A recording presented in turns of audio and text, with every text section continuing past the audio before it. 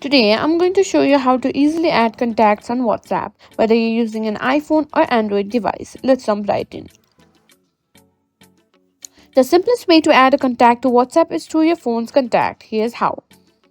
Open the Contacts app on your phone, tap the plus icon, and add contact button to create a new contact.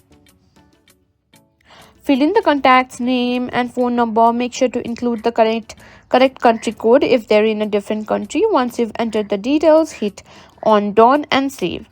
Now open WhatsApp and find the new contact's name over there. Alternatively, you can add contacts directly in WhatsApp as well.